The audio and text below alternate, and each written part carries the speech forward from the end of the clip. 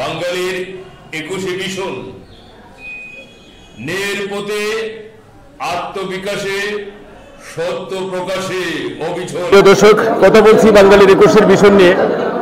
আমরা আছি জজকোর্ট ব্রাউনবাড়িয়াতে।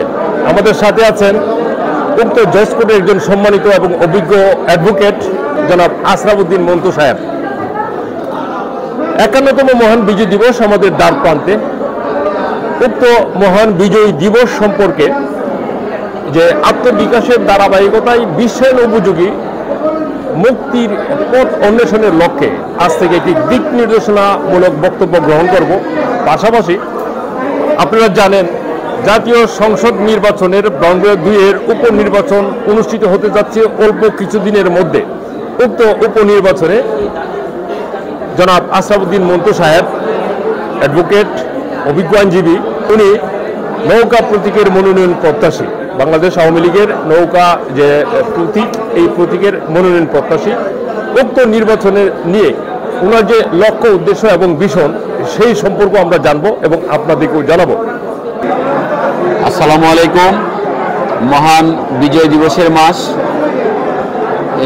সকলকে মুজিবীয় সালাম ও শুভেচ্ছা জানাই।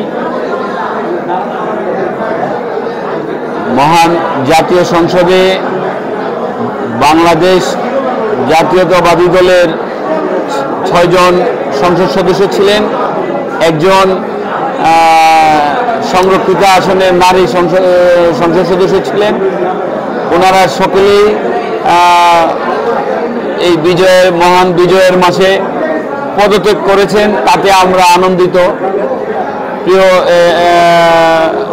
ভাইরা, ওনাদের পদত্যাগের ফলে বাংলাদেশের 6টি আসনের মধ্যে সরাইল আশুগঞ্জবাসী আমরাও আনন্দিত এই জন্য যে আমাদের এই সরাইল আশুগঞ্জ আসনটি তাদের হাত থেকে কলঙ্ক মুক্ত হয়েছে। এই আসনে উপনির্বাচন হবে। আমি বিগত জাতীয় সংসদ নির্বাচনে নৌকার মনোনয়ন প্রত্যাশী ছিলাম। জননেত্রী শেখ হাসিনা, আমি সহ যারা আমরা আওয়ামী লীগের প্রার্থী ছিলাম, আমরা কেউই নৌকা প্রতীক পাই নাই। এখানে মহাজোটের প্রার্থী ছিল, যে কারণে দলীয় সিদ্ধান্ত মেনে নিয়ে আমি আমার মনোনয়ন প্রত্যাহার করেছিলাম।